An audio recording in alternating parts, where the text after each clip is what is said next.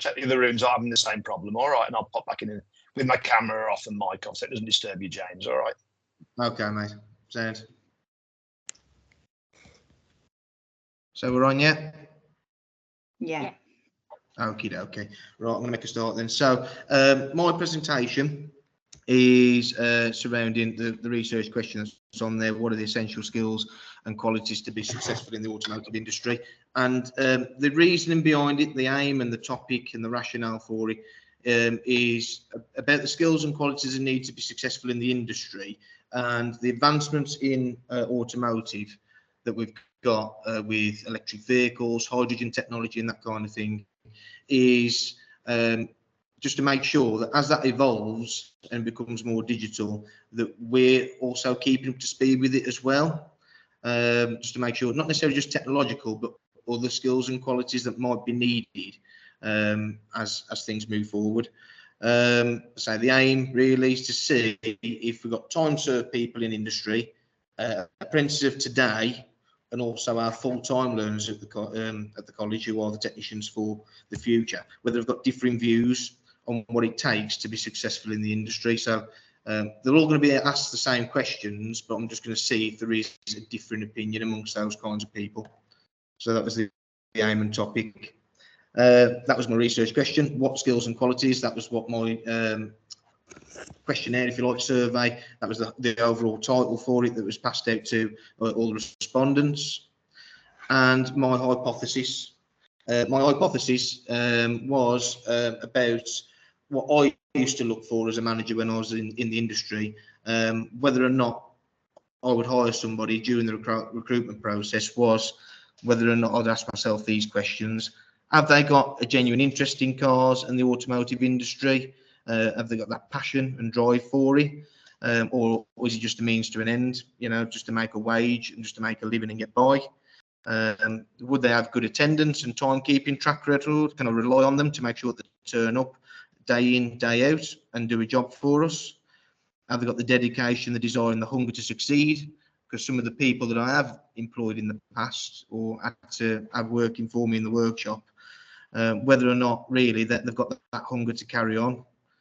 Even some more like the older people, not necessarily just the young apprentices, whether or not they've still got the will to upskill and want to retrain and continue. So I used to ask myself them questions, and the skill set to carry out the job effectively and the required qualifications.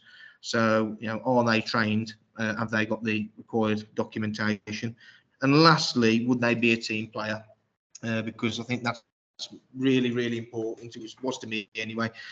I was in two minds whether or not I was going to employ my hypothesis.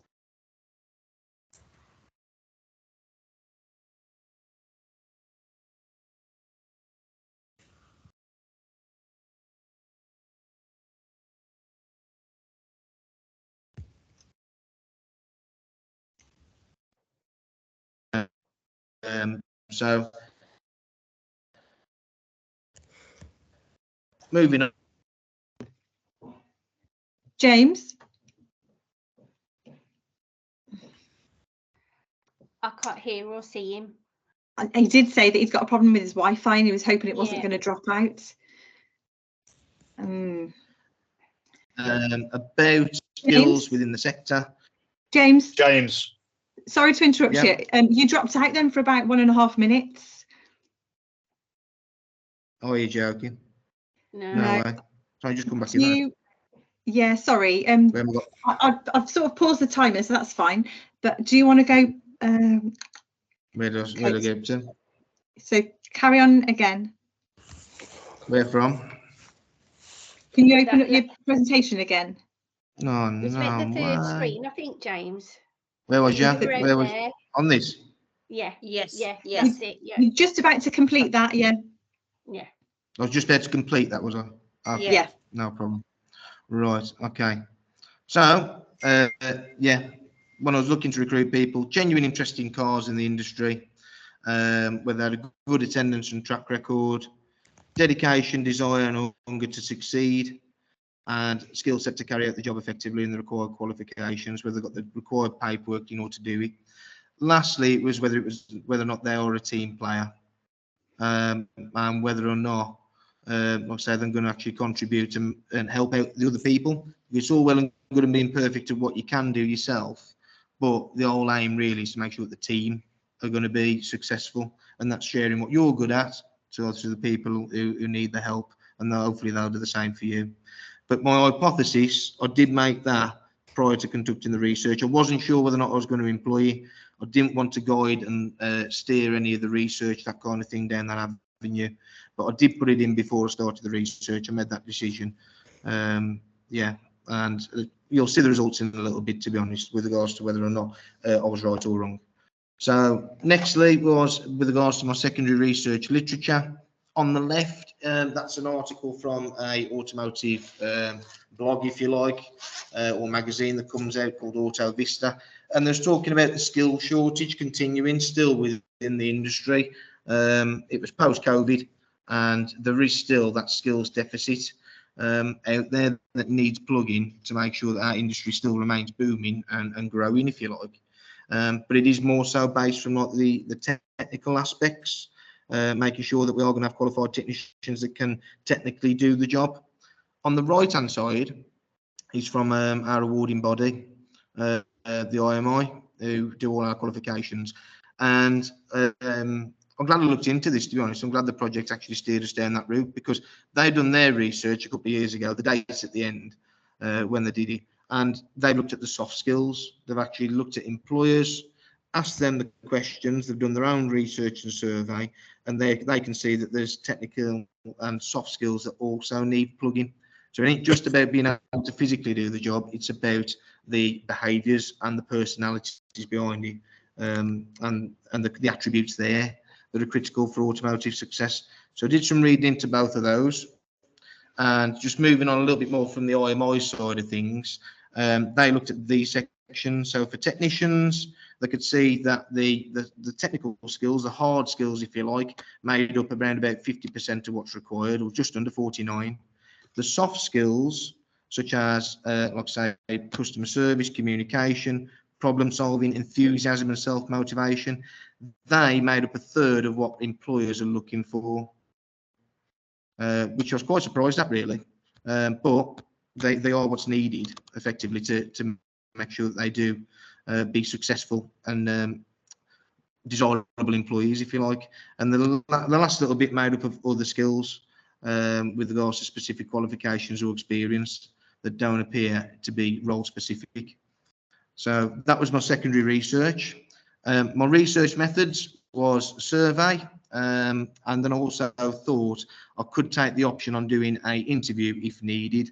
I didn't end up having to do an interview. The data that I got from the survey was quite rich, and I've been able to create my findings and my conclusion based on that. Underneath, you've got the QR code on the right hand side, which I use for the survey for the people I actually put this out to, and there's just a little bit of a screenshot there of the questions that went out.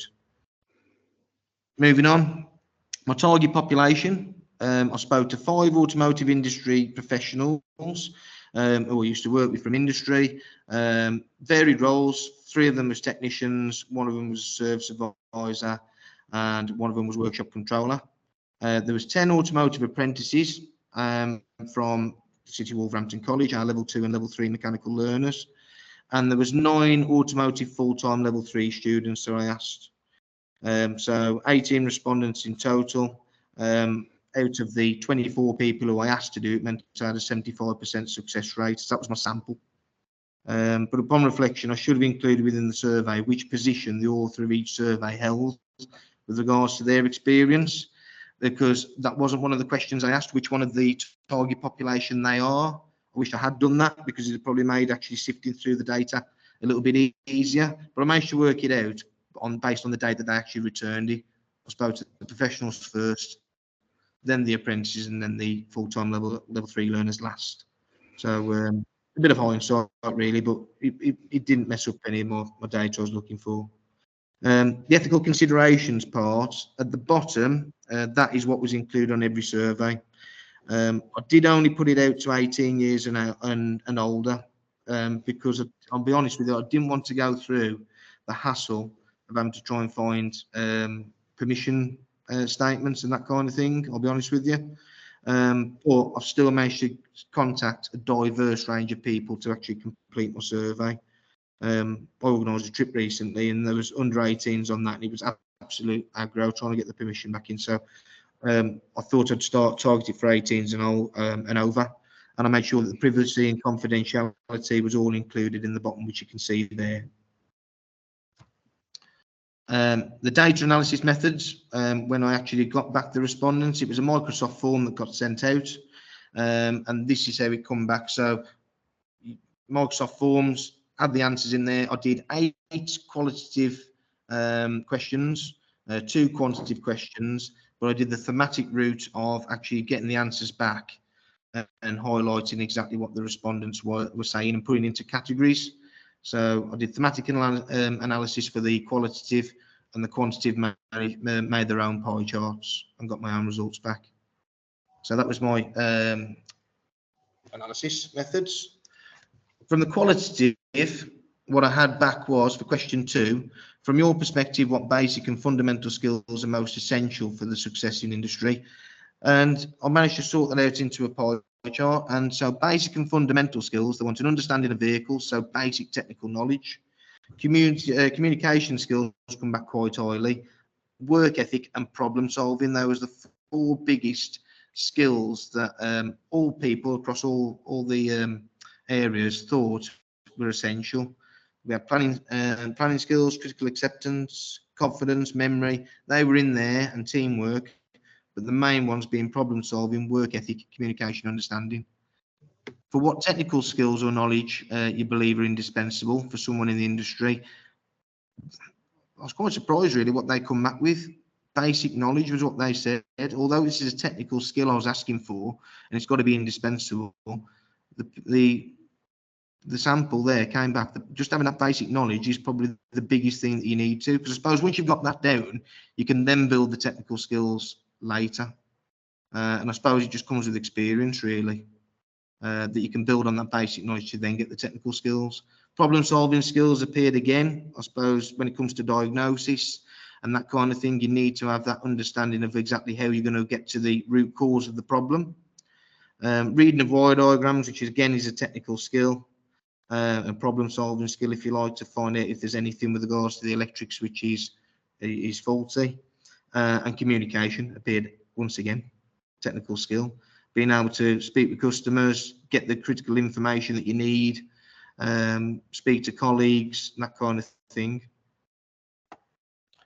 My quantitative data, there's a couple of questions there. In your opinion, how long does it take to become established in the industry? I asked that as a bit of a starter question, and the majority there, 11 out of 17 people which answered that question for me, said that it's going to take it between 2 and 5 years to become even established in our industry. Just goes to show really just how technical it is. That it's not an overnight thing really to find your feet and start being good at what we do. Underneath, which of the following skills or qualities do you believe holds the most significance for success in the industry based on your experience? And the top ones, as you can see from the data, adaptability to technological advances is what come up top, with closely linked to the rollout of electric vehicles and hybrid, and ADAS systems, which is advanced driver assistance systems like self-driving cars and self-parking cars, that kind of thing. Continuous learning was second, and teamwork and collaboration and technical expertise was joint third, was most significant. The last question, which I thought was probably crucial, I've got 5 questions in here at the 10 that I asked, was, are there any different skills or qualities you believe that's going to be needed in 10 years' time compared to what we've got now? And as you can see, half of the people asked thought that it's going to be electric, which I know which the government are pushing that's their agenda, to be sustainable and future-proof. They want all the fossil fuel cars off the road, but only half of them think that electric is going to be where our skill set is going to be needed. Hydrogen vehicles, a couple of people mentioned that, which the awarding bodies are creating their qualifications now as we speak. Hybrid, which is a mix of both, and synthetic fuels come pretty much third and fourth respectively. But yeah, electric looks like the trade and industry is convinced it is going to be electric for us moving forward.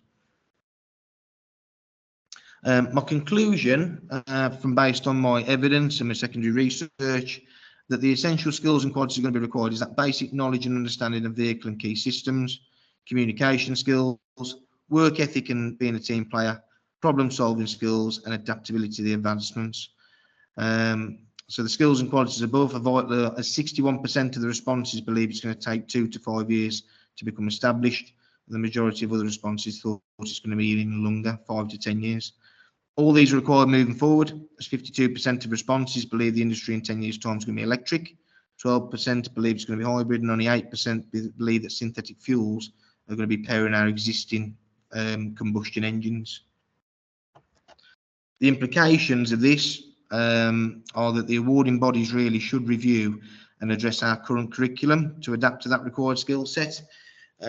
Apprenticeships, which I suppose apprenticeships in all our qualifications really, and probably yours, are going to be based around KSBs, knowledge, skills and behaviours. So I suppose effectively they're already covering the communication side of things and the soft skills part of things by having the behaviours built into there. But our full-time qualification doesn't reflect these requirements enough. When I reflected on the question, I believe I've answered my question regarding the essential skills and qualities. The evidence from my secondary research was backed up by my own findings, but my own hypothesis was only partially proven, as I believe that work ethic and a passion for cars would come out as the most essential, and they weren't. It was the communication side and the soft skills, really.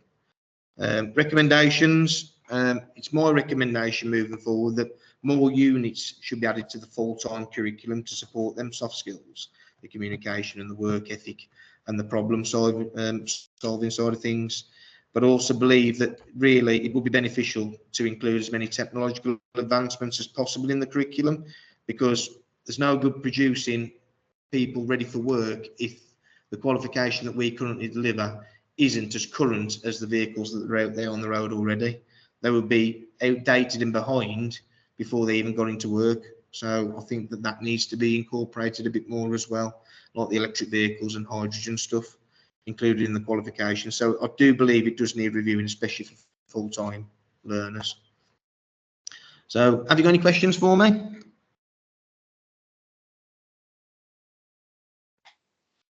Well done, James. I know you had a few technical issues with your Wi-Fi, but it looked like you managed to pull it off. So really well done. Oh, thank you. I'm glad to hear.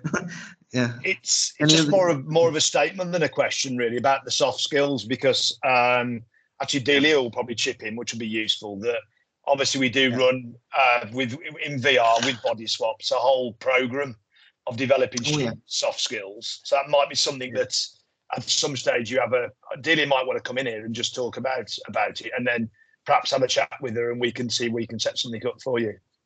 Yeah, no, you mentioned it before with regards to the VR, that kind of thing. They could be like they're actually in our live workshop, couldn't they? That might be useful. But the communication side of things, and like say these problem solving, that work ethic, really, if we could do something to build on that, we can give them all the skills with regards to technical. That's no problem. But actually building them up to be the best employee they can be, that's where the work's needed, I think, and that's what the employers reflect by the research I did. Yeah, James, I've used body swaps with some of my level 3 students, year 2, recently, and they were like really blown away by watching their avatars. So their avatars were basically representations of themselves answering questions in interview situations and things like that.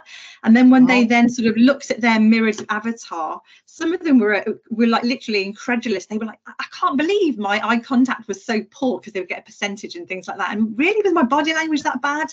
And actually, they really learnt a lot from that sort of that work package, really. And they had a lot of fun doing it as well. So that might be something that you might want to implement to support them with their soft skill development. Oh, definitely, yes. I suppose like looking at themselves in the third person, so from the outside in, really, I suppose. Yeah, and they had a lot of fun doing it as well. But your presentation was really impressive, and I was really impressed with how you pulled it back from the little blip of dropping out there and coming back, and you got back into it really swiftly. Yeah, well done. Well done, James. Thanks, Just David. I'm Thanks, going to press stop recording, and then if Well done.